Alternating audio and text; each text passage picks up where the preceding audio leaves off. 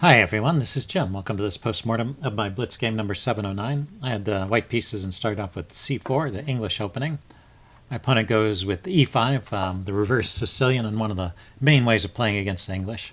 I go with the g3, and he goes knight to c6. So all these are pretty typical moves. I go knight c3, and now he goes knight f6. So knight f6 is an invitation to play the four knights variation, which is a pretty sharp and tactical variation that I avoid, actually. So he could go with g6, kind of a symmetrical fianchetto. No, it's not a symmetrical English because he's blocked his c-pawn, but a symmetrical fianchetto at least. Or he could go with d6 and f5. Interesting ways to play. But knight f6. So if I played knight f3, then this would be going for the four knights. And black does have this interesting move with e5, kicking that knight around. It's kind of annoying, actually. So I avoid that. I play bishop to g2. All this is still pretty normal. He goes bishop to b5. The bishop b4, rather. He could have also put the bishop on c5.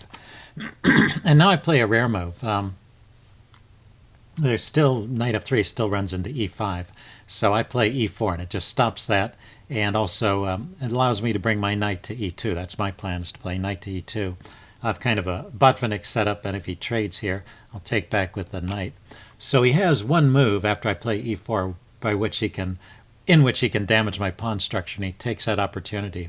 Another choice here, if I want to avoid the four knights, but still get some interesting play, maybe knight to d5 is the way to go. It's something I should try next time, I think.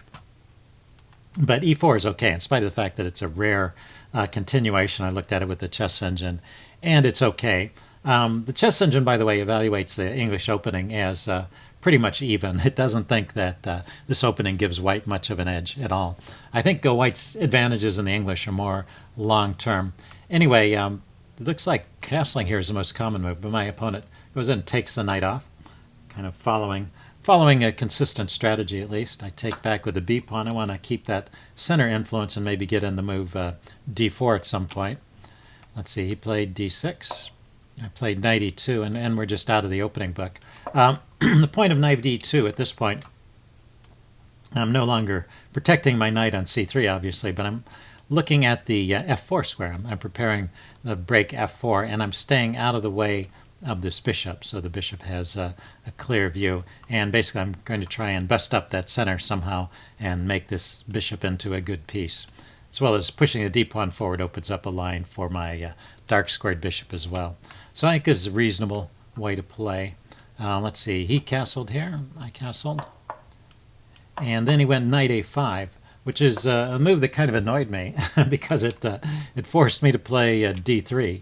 I don't have any good way to defend this pawn, and I really wanted to play d4 and not d3. But after this, actually it turns out to be a good position for white. So this move, knight a5, you might think of it as a slight mistake. This knight is a bit off sides. The pressure on the c-pawn has been dealt with. He's slowed down my center push a little bit, but I can still push on with the f-pawn and try and get something going on the king side. Let's see, he played b6 here, opening up a square for his bishop and defending the knight, incidentally, I guess. And I push on with f4 immediately. And now he takes. And this is another kind of slight mistake. This helps me by bringing my pieces forward.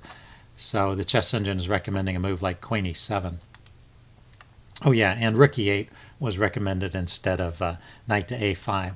So the combination of these two minor mistakes from black have left white with the opening advantage once again. So I'm doing okay here. Not like I'm winning, but I have some edge, some pressure. He hops in with knight to g4, and I go knight to d5. There was a very interesting line here that the computer suggested. I was kind of thinking about this d4 push. Maybe not here, maybe at another time, but he's always got knight takes c4. But let's follow this out a little bit. I play d4, he plays knight takes c4. Gives me this move queen e2 with tempo, hitting his knight. Say the knight drops back, and I play h3. And now the real idea shows itself. I took a few moves to set up, but those were somewhat forced. Now if the knight goes back to f6, I can play the move e5 with a double attack. It's hitting the knight and it's also hitting his rook in the corner. So yeah, he never got in his bishop b7 move there. So that rook is sitting exposed there. So the knight can't go back to f6. That loses material. So the knight goes to h6, and that's kind of a miserable position for the knight. The chess engine gives knight h5 as the follow-up. I guess I'm going to take that knight off and damage his pawn structure over here. Maybe drop a knight into the f6 square, and I still have this threat of pushing this pawn with a tempo on his rook. So all in all, the chess engine says this is a winning position for white, not just a minor edge, but a winning position. Anyway, I did not see that, but it's a nice trick to keep in mind, right? You have this bishop. There's a latent threat of hitting that rook, but you have to kind of set it up. You have to be able to push e5 at a time when it hits here, it hits there, and taking doesn't help. Yeah, I guess that would be true in most cases. So anyway, and a nice tactical idea to keep in mind. I played knight d5. He went rook to b8, getting his rook off that diagonal, and get my bishop out. So I've got good development for my pieces, and more space in the center. And this knight, you see, is still sitting here off sides. So he brings his bishop out to e6 after all, instead of going to b7. Maybe he wants to trade off my knight if it gets to be an annoyance there. I go queen d2. I'm just preparing to bring a rook over. Also, I am lining up with my bishop, but I don't know if there's anything to be accomplished over here. Maybe bishop to g5 is playable now, and it might provoke f6 there. Anyway, he goes knight e5, hitting my center pawn here. Also vacating that square. His bishop might come into g4 at some point. I bring my rook over to the center. This is my plan. He goes knight to b7, bringing his knight back into the game. And I want queen to e2 here. I'm trying to remember what what my plan was. Oh yeah, I wanted to defend the c pawn so that I could push the d pawn forward and not have knight takes c4 as a response here. So anyway, he played knight to c5 here. If he has a number of normal moves here, like queen d7, or the other one I suggested earlier, bishop to g4 now would be good, and I chase the queen back to d2. So all those would be about even. But he played knight to c5. And of course this walks into a fork. And I played it, but it's not so simple. Actually, black isn't doing too badly after knight to d3 because he wins a rook for the two minor pieces. I could go ahead and grab the knight. That's the best move here, and he takes. And I could take with either the rook or the queen. I looked at it, and the engine evaluated them as about the same. So up until this point, let's see, if he just plays b takes c5, just to complete that sequence, and he could play this position. This is, it's an advantage for white because white has bishop and knight for rook, so they're better. The two pieces are better than the rook. But, well, my pawn structure is a little bit weak. And, he maybe can activate his rooks on the b file here. Lift his queen up, bring his rooks over. Yeah, I think there's play for black in this position. So it'd be interesting. An interesting game would ensue with the slight edge to white still. Possibly winning, but, black would still have chances. But he played c6. And this is just a losing move because I can take here, grab this pawn with a threat to his bishop.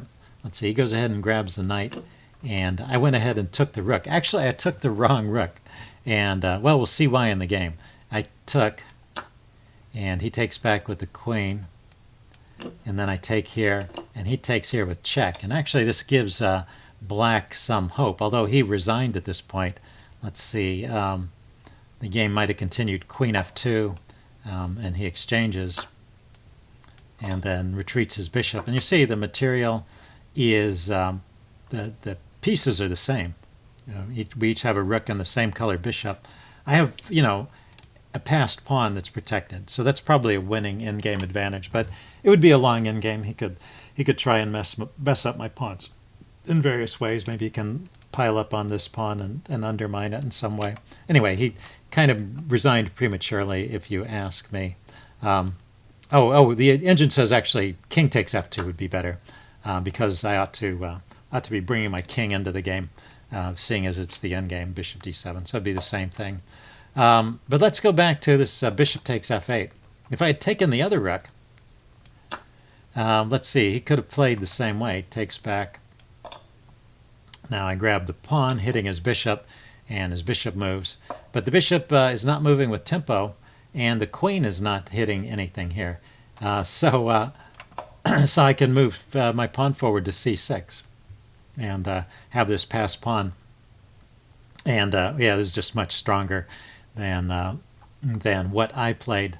Yeah, it was all because of that, the fact that after I take here and his queen takes back, his queen is looking at taking that pawn with check. And that gains him a tempo, it gains him a pawn, and makes the position a much more difficult. Let's see, another idea, rather than taking the rook right away, I could also have thrown in c takes d5, chasing the bishop first, then taking, yeah, this transposes into the same thing. Okay, so either one of those would have been fine here.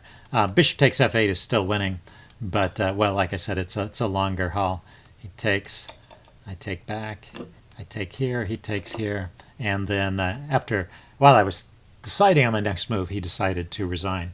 The thing is, this pawn is protected, that pawn is protected, so I could even just move my king and hold on to that center pawn majority, but actually the chess engine likes the idea of trading the queens. And after queen f2, another point is that if he tries to grab another pawn, his bishop is hanging. He has to do something about the bishop. So queen f2 is a very forcing move, and that's the cleanest way to get a good and probably winning endgame. Anyway, but in this position, my opponent resigned. Hope you guys like this. Leave any comments you have in the section below, and I will see you again soon.